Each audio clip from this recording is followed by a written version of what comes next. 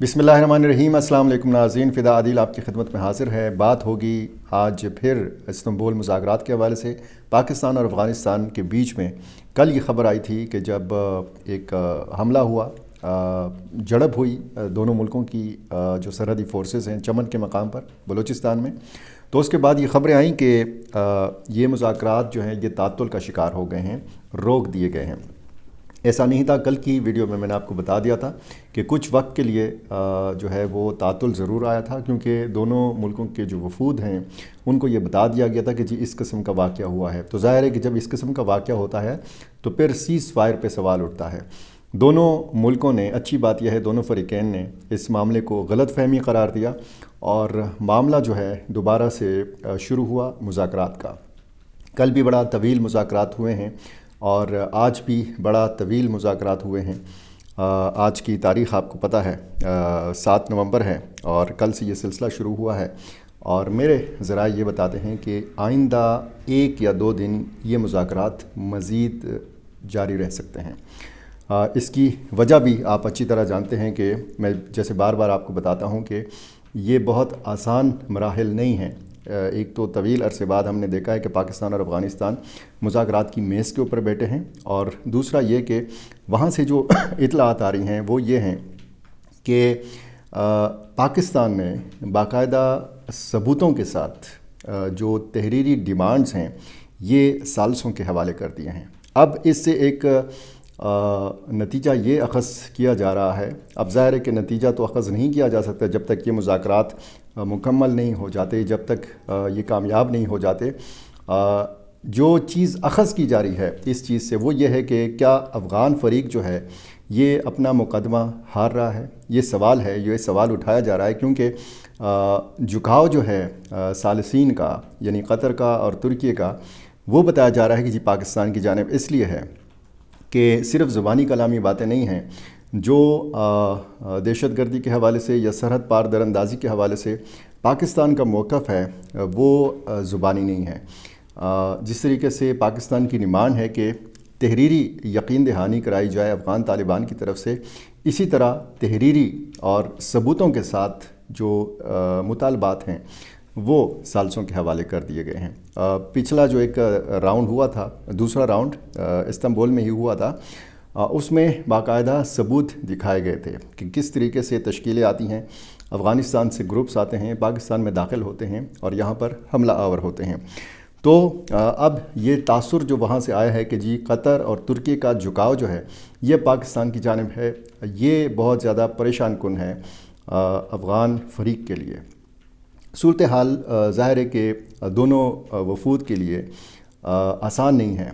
एक दूसरे को समझाना, एक दूसरे से बात मनवाना, और फिर जब हम अफ़गान तालिबान और हिंदुस्तान का आपस का ताल्लुक़ देखते हैं तो फिर उसमें बहुत सारी चीज़ें भी समझ आ जाती हैं कि जी अफ़गान फ़रीक की कोई ऐसी मजबूरी भी हो सकती है कि जिसकी वजह से वो आगे नहीं बढ़ रहे, पेशरफ़ नहीं कर रहे। और रिपोर्ट्स ये भी हैं कि ये अफ़गानिस्तान का जो वफ़द है ये जब अभी गया नहीं था इस्तांबुल, तो इस वफ़द ने एक दौरा किया कंदहार का। वहाँ पे शेख हिब्बतुल्लाह अख़ुंज़ादा जो सुप्रीम लीडर हैं अफ़गानिस्तान के तालिबान के, उनसे उनकी मुलाकात हुई और इस मुलाकात में ये बताया गया सुप्रीम लीडर की तरफ से कि आप ऐसा कोई वादा ना करें कि जिसको आप पूरा ना कर सकें। कुछ पॉजिटिव बातें भी इस मीटिंग में हुई हैं, रिपोर्ट्स ये हैं, और मारूफ़ अफ़गान सहाफ़ी समी यूसुफ़ज़ई भी इस बात की तस्दीक करते हैं कि ये वफ़द पहले गया था कंदहार, और वहाँ से इन्होंने एक तो ब्रीफिंग भी दी शेख हिब्बतुल्लाह अख़ुंज़ादा को कि कतर में क्या हुआ था और इस्तांबुल में क्या हुआ था। तो इस्तांबुल का वफ़द जो है वो ज़ाहिर है कि उन अरकान पर मुश्तमिल है कि जिसमें फिर एडिशन हो गई थी। कतर वाला जो वफ़द था वो कोई दूसरा था और कुछ शख्सियात इस वफ़द का भी हिस्सा हैं। जिस तरह दूसरा राउंड, अब तीसरे राउंड में वही लोग शामिल हैं अफ़गान साइड से, लेकिन उनकी जो सरबराही कर रहे हैं वो कर रहे हैं मुल्ला अब्दुल हक वसीक जो इंटेलिजेंस चीफ़ हैं, और यहाँ से ISI के सरबराह पाकिस्तान की तरफ से।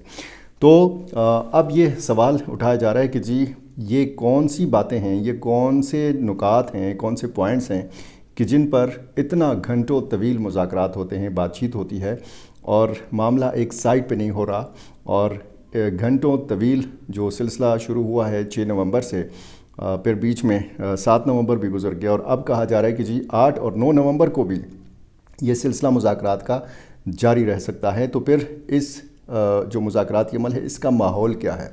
ماحول پہلے دن بھی انتہائی مثبت تھا، پازیٹیو تھا، ذرائع یہ بتاتے ہیں، اور دوسرے دن بھی ماحول جو ہے انتہائی پازیٹیو تھا، باوجود اس کے کہ چمن میں پاکستان اور افغانستان کی سرحدی فورسز کے بیچ میں فائرنگ کا تبادلہ بھی ہوا۔ بہت زیادہ لوگ پریشان ہیں، چاہے وہ افغانستان کے لوگ ہیں، چاہے وہ پاکستان کے لوگ ہیں، ان کی نظریں استنبول مذاکرات کے اوپر ہیں کہ وہاں سے کیا نتیجہ برآمد ہوتا ہے، کیونکہ خدا نخواستہ اگر یہ مذاکرات ناکام ہوتے ہیں، اگر کوئی ایک فریق بھی ہارتا ہے تو یہ دونوں فریقین کی ہار ہوگی، اس میں جیت کسی کی نہیں ہوگی، یہ پھر جنگ کی فتح ہوگی، امن کی شکست ہوگی۔ اور میں بار بار آپ کو بتا رہا ہوں کہ یہ اتنا آسان نہ لیا جائے اس معاملے کو۔ پاکستان وہ ملک ہے کہ جس نے ہمیشہ وکالت کی افغان طالبان کی۔ ہم نے کابل میں چائے کا کپ پیا تھا اور یہ کہا تھا کہ جی بہت جلد بہت کچھ جو ہے وہ ٹھیک ہو جائے گا، وہ پاکستان کے حق میں پھر ٹھیک نہیں ہوا۔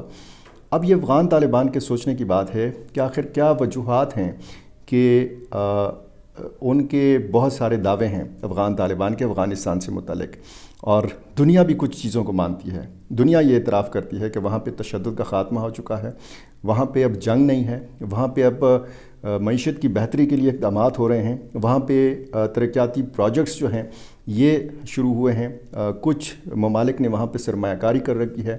افغان طالبان کے مختلف ممالک کے ساتھ سفارتی تعلقات جو ہیں یہ بڑے ہیں، ان میں اضافہ ہوا ہے۔ تو پھر کیا وجہ ہے کہ آس پڑوس کے ممالک تحفظات رکھتے ہیں؟ پاکستان جیسا ملک جو ہے یہ افغان طالبان سے متعلق تحفظات رکھتا ہے، اور بنیادی جو مسائل ہیں، بنیادی جو نقطہ ہے وہ سیکیورٹی کا ہے۔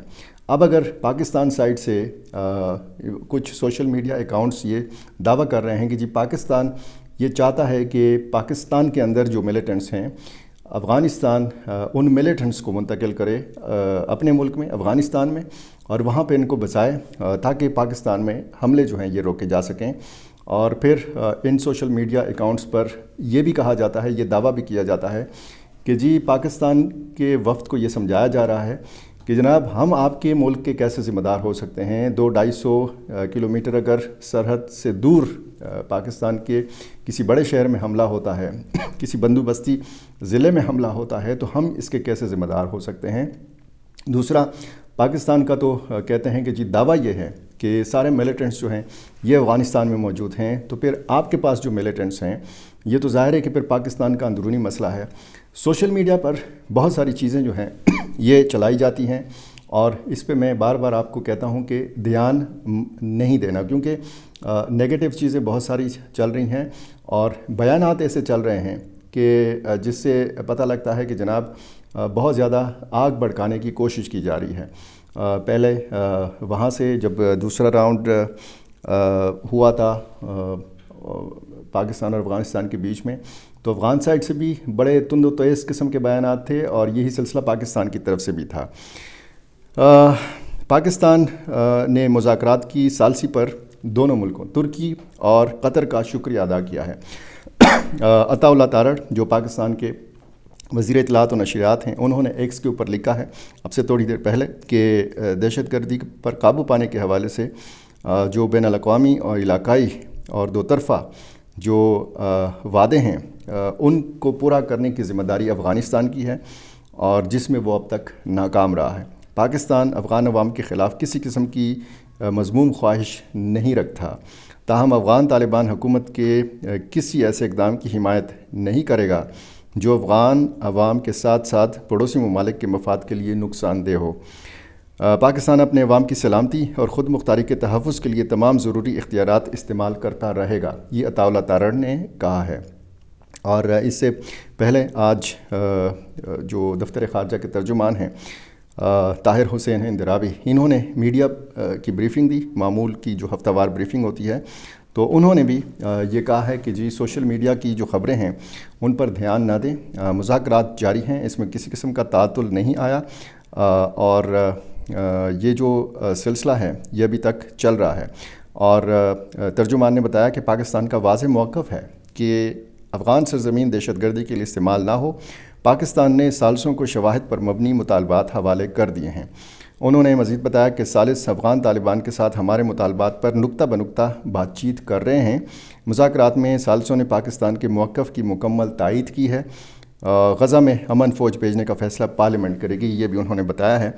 اب یہ جو جھکاؤ ہے ثالثوں کا، تو اسی بنیاد پر یہ کہا جا رہا ہے کہ جناب افغان فریق جو ہے یہ شاید مقدمہ ہار رہا ہے، اور میں آپ کو بتا رہا ہوں کہ یہ مذاکرات کامیاب ہونے چاہئیں۔ یہ مذاکرات ناکام ہوئے تو یہ دونوں فریقین کی شکست ہوگی، اور یہ دونوں ملکوں کے عوام کی شکست ہوگی۔ دونوں ملکوں کے عوام چاہتے ہیں کہ ہم بھائیوں کی طرح رہیں، بیچ میں یہ جو غلط فہمیاں ہیں یہ دور ہوں۔ اگر چمن پہ دو طرفہ فائرنگ کا تبادلہ ہوا ہے اور اس کو پھر فریقین نے غلط فہمی قرار دیا ہے، تو بہت سارے معاملات ایسے ہیں کہ جن کو آپ جو ہے وہ غلط فہمی قرار دے کر نظر انداز کر سکتے ہیں، صرف اور صرف اس لیے کہ ہم نے آگے دیکھنا ہے، ہم نے مستقبل کی طرف دیکھنا ہے۔ ہم اگر ماضی میں کھوئے رہیں گے اور ہم اگر بلیم گیم میں پھنسے رہیں گے تو پھر ظاہر ہے کہ مذاکرات جو ہیں یہ اسی طرح ہوتے رہیں گے، نشستیں ہوتی رہیں گی، اور ان کا کوئی نتیجہ نہیں برآمد ہوگا۔ نظر ہے ہماری اور آپ کی مشترکہ طور پر ان مذاکرات کے اوپر۔ جو بھی اس حوالے سے نئی اپڈیٹ ہوگی، میری کوشش ہوگی کہ میں بر وقت آپ تک پہنچا سکوں۔ میرا چینل آپ نے ابھی تک سبسکرائب نہیں کیا، یہ کر لیجیے، مجھے اپنی رائے سے ضرور نوازا کیجیے۔ بہت شکریہ۔